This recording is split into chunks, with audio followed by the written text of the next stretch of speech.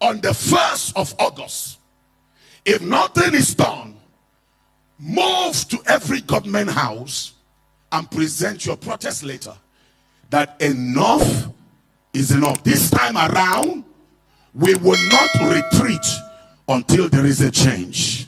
Mr. President, we are not asking you to resign, but we are asking you to act. If you don't act, then Nigerians will demand for you to vacate that seat. Prophet Issa Buba is one fearless man of God we have in this country. He was the only man that stood up against President Muhammadu Buhari, called him incompetent and asked him to resign. The DSS threatened to arrest him, but he stood his ground.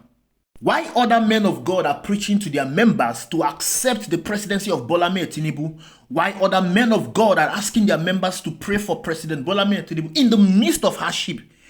Prophet Issa Buba is calling on Nigerians to come out en masse and protest on 1st of August if the negative bad government we are experiencing in this country is not reversed in the next 1 week. He's given the presidency 1 week to reverse every negative policies he has unleashed on Nigerians, else they will occupy all government house. Watch the full video. I'll be back at the end of the video. Of the Samoa agreement, I'm glad that they have taken heed to the demand of Nigerians and will draw that agreement. Now, I want to say, Mr. President, we honor and respect your office as the president of this country. But then we demand from you today, and we as citizens of this country, we want to see the action in the next 1 week. Taking proactive position to end bad governance. You must end it. You must rise to the occasion. That we are tired as citizens of this country watching you, watching the members of your cabinet running down this country. Nigeria is blessed and has more than enough to take care of things. I have traveled by road the past 40 days.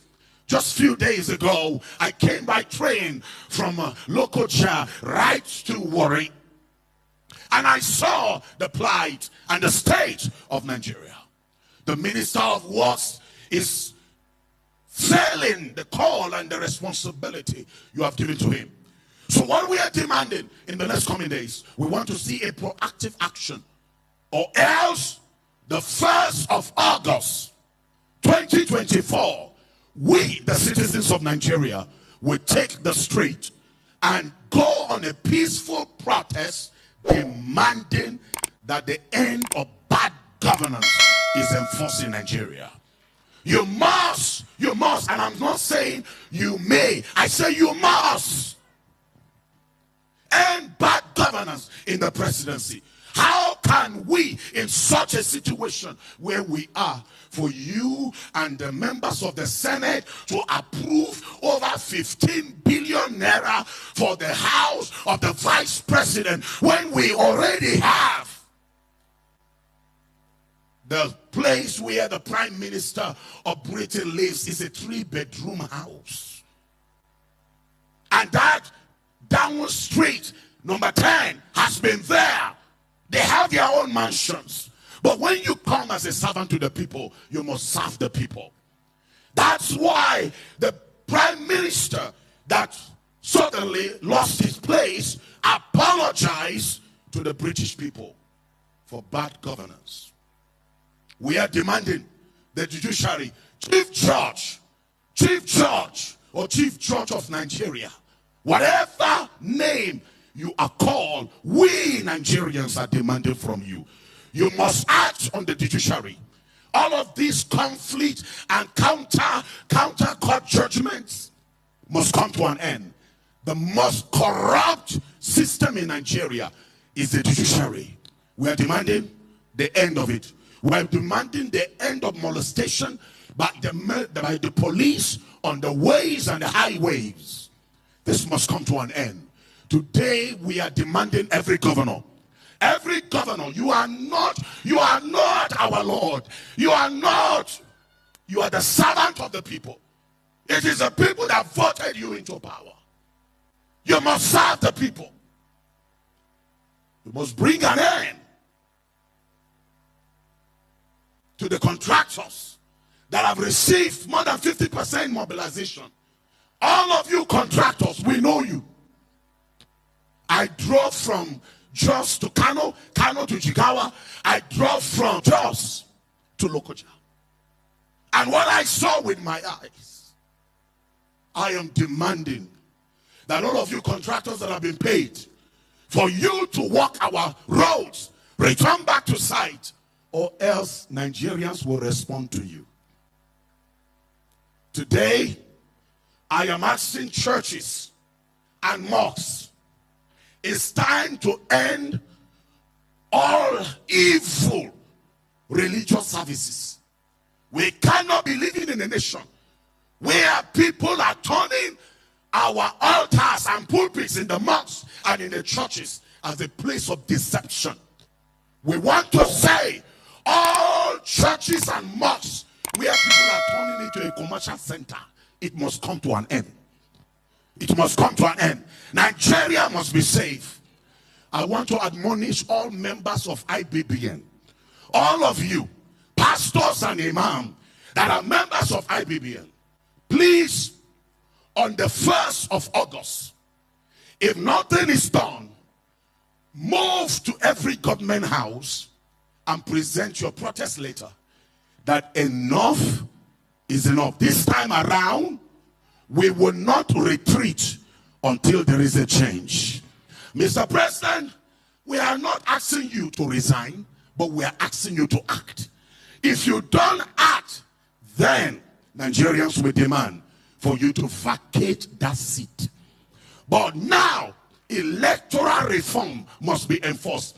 You Akpabio, the Senate President, you better behave yourself. Enough is enough. And all of the things you've been doing in the National Assembly, we have been watching it as citizens. But from now, all of you members of the Senate and House of Representatives, you better be the representative of the people. If you don't do that, we will sack you from the National Assembly. I am saying this, that in the coming days, you must rise to occasion and bring about electoral reforms. We, Nigerians, are tired of the manipulation coming from the international community. It's time we solve our problem by ourselves. And I want to say this. That the military must rise up to occasion. You can end this banditry in 2 weeks. We have seen the communication and the statement of Zamfara governor. We've seen other governors. And we realize there are certain men that have vowed that they must not allow peace to reign in Nigeria. You know where the bandits are. You know their location. We are giving you these few days to rise to occasion. And we cannot continue to mobilize money to pay bandits in order to release our people. I recently, a few days ago, I had to raise more than 40 million for the release of a pastor that was arrested and kidnapped by the Boko Haram. But we're saying enough is enough. Enough. You can see my sweat. And I'm saying this, that by the 1st of August, all of you that are in the city of Jos, you are to mobilize yourself to gather at 7 a.m. at the old airport junction for us to take a march to the government house. And all of you across the country, members of IBBN, you must move to the House of Assembly, move to the government house and present your letter of protest. And we are demanding that Africa must get it right. Nigeria is the leader of Africa and we must do things right. God bless Nigeria and God bless Nigerians, and the Lord shine his light upon every Nigerian. Amen. That was a powerful message. This is not a message that you are trying to preach in disguise. It's a direct message to the president, to every arm, every institution in this country. It is high time you rose up and put an end to whatever negative indices we have been experiencing in this country. The police, the judiciary, the National Assembly, the presidency, every institution in this country, you have all failed the people. It is high time you rose up, and he's given them 1 week. 1 week.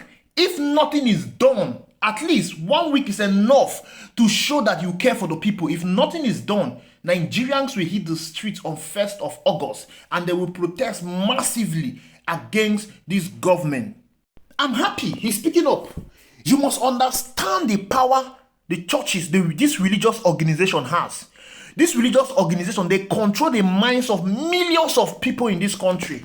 Millions of Nigerians attend mosques, they attend churches on a daily basis, and they listen to these religious leaders. The words of these religious leaders has a very powerful emphasis on the mind of the people. The words of these religious leaders control the mind of the people. It controls the actions of the people. If the religious leaders in this country can rise up together and speak in unity, I can tell you there's going to be change in this country. If the religious leaders can rise up and tell the people, protest, I can tell you every Nigerians will hit the street and protest. But what do we have? You have the imams telling the people in the north not to protest against President Bola Tinubu. They are telling them that protest is haram. This is what they told them during President Muhammadu Buhari, that protest is haram. That was the reason why Northerners did not protest, even though they suffered the most under President Muhammadu Buhari. Now, President Bola Tinubu is in power and they are suffering the most. The same man is coming to tell them not to protest, even when they are planning to protest on the 1st of August. But I love what happened. When imams told them not to protest, they reacted angrily and told the imams on their faces that we are going to protest on the 1st of August. This is the first time I'm seeing Northerners rising up against their imams. Now, it's not only limited to imams in the north, even the religious leaders in the south. They've given message to the people to accept the presidency of Bola Tinubu. They've told the people to pray for the government. They've told the people to endure. How are you telling the people to endure when you yourself are not enduring? And there is something that most Nigerians must understand.